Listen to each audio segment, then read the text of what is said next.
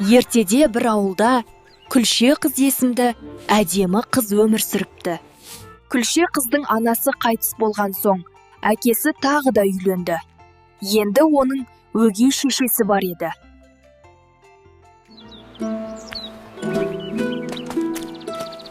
Күлше қыз анасын қатты сағынатын.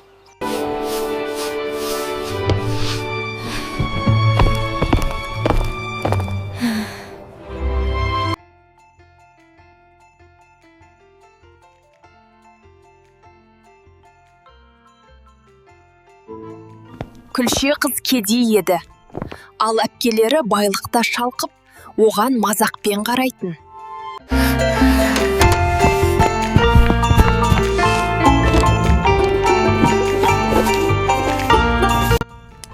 Әкем жұмыс барысымен жиі жолға шығатын. Сол себепті көп нәрсені байқамайтын.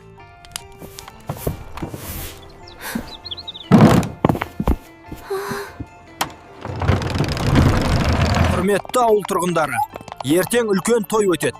Бұл тойда ханзада өзіне қалыңдық таңдайды. Барлық бойжеткендер шақырылады. Ханзада сарайында үлкен той болады. Әрбір ару шақырылады. Сол тойда ханзада өзіне қалыңдық таңдайтын болады. Біздің уақытымыз келді. Біреуін ханзадаға қалыңдық боласыңдар. Анасы қыздарына қатты дауыспен: сендердің бірің ханзаданың жары болуға тиіссіңдер. Бұл біздің байлығымыз бен даңқымыздың жолы. Қыздарым, тыңдаңдар. Сендердің біреуің ханзаданың жары болуларың керек. Бүгін сендерге ең әдемі көйлекті таңдаймыз.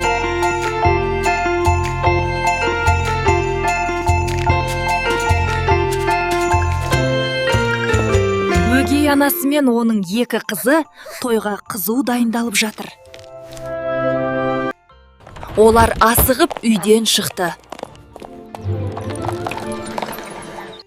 Күлше қыз хабарламаны естіп, жүрегінде үміт оты жанды.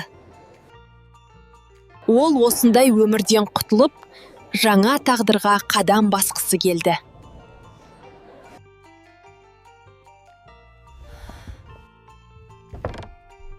Күлше қыз не болса да, осы тойға баруды шешті. Күлше қыздың жүрегі мұңға толы еді. Ол өз бөлмесінде отырып ойға шомды.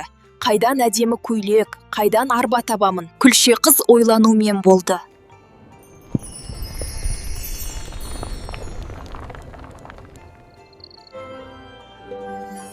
Бұл не ғажайып сәуле? Әлде бір ғажайып басталғалы тұр ма? Кенет ай нұры күшейіп, бөлмені сиқырлы ұшқындар шарпыды. Арман бейнелері әуеде алтындай жарқырады. Қарашы, Күлше қыз. Енді сенің арманың шындыққа айналды. Сол сәтте Күлше қыздың үстіндегі қарапайым киімі жойылып, нағыз ханшайымға айналды. Бәрі тек түн ортасына дейін созылады. Сағат 12 асқанда сиқыр жоғалады. Әлемнің түкпір-түкпірінен ханшайымдар мен арулар осы сарайға асығуда.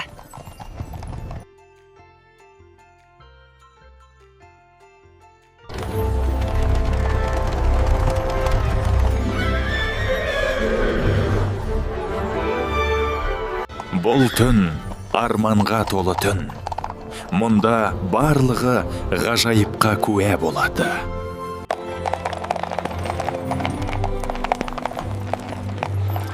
Бұл түн ғажайыптың түні.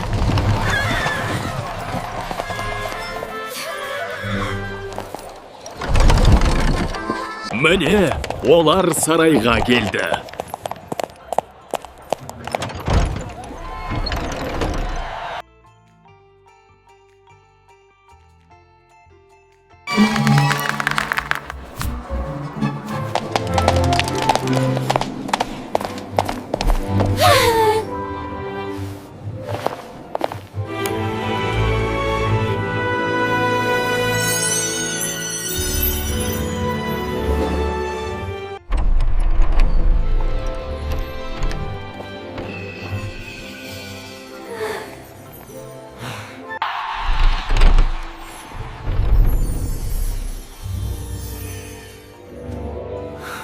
Ол осындай әдемі көйлекті қайдан алды? Кім оған көмектескен? Тынышталыңдар. Ол ханшайым емес, біз мұны дәлелдейміз. Қараш, бәрі оған таңырқап тұр. Ханшайымым, сізбен танысуға болады ма? Сол сәтте бүкіл сарай тынышталып қалды. Бұл би екеуінің тағдырын мәңгілікке тоғыстырғандай болды. Бұлай болуы мүмкін емес. Мен өз ханшайымымды таңдаймын.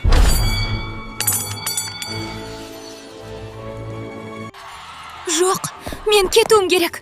Менде аз уақыт қалды.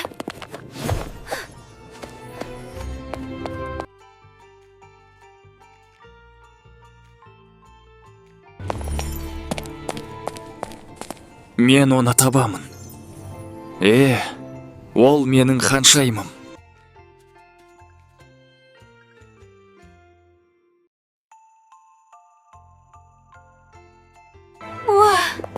Жаратқан. Уақыт тоқтаса екен.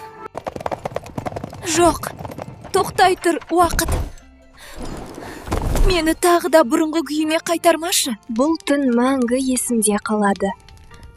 Мүмкін, тағдыр әлі де маған бір мүмкіндік сыйлар. Бұл тек түс сияқты болды. Бірақ жүрегімде үміт бар. Бірақ мен білемін, өгей шешем енді маған тыныштық бермейді.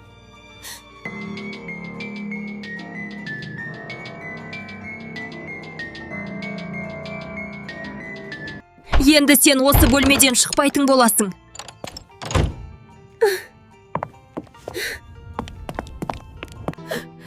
Мен енді бұл бөлмеден ешқашан шыға алмаймын.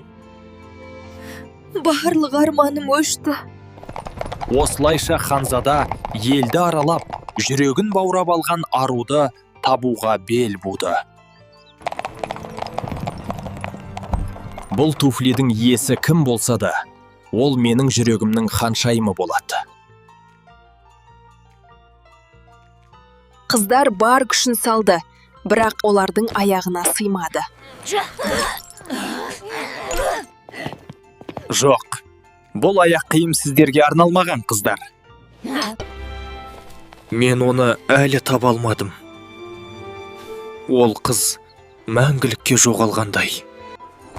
Кенеттен аспаннан көгершін ұшып келіп, ханзадаға жолды көрсетті. Бұл жолы мен міндетті түрде оны табамын. Жүрегім сезіп тұр.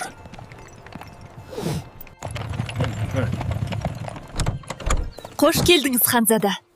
Біздің үйде сіз іздеген сұлу қыз болуы мүмкін.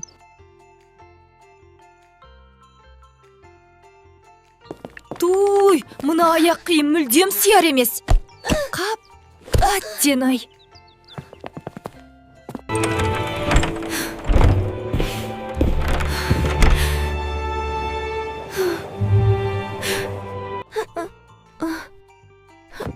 Мен енді шыға алмаймын. Бәрі бітті ме? Уайымдама, Күлше қыз. Біз саған көмектесеміз. Қорықпа, Күлше қыз.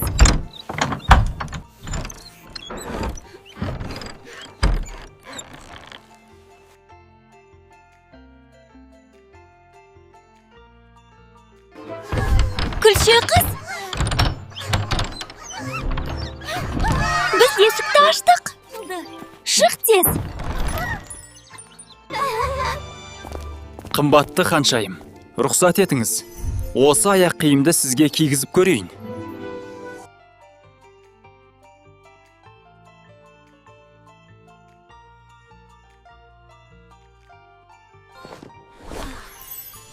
Аяқ киім Күлше қызға дәл тарыды.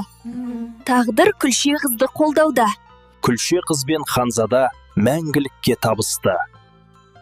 Зал толы, халық шаттанып, күлше қызды қошеметтеді. Ханзада мен күлше қыздың қуанышын бүкіл патшалық тойлады. Соңында ханзада өз ханшайымын тапты. Енді олардың өмірі бақыт пен махаббатқа толы болмақ.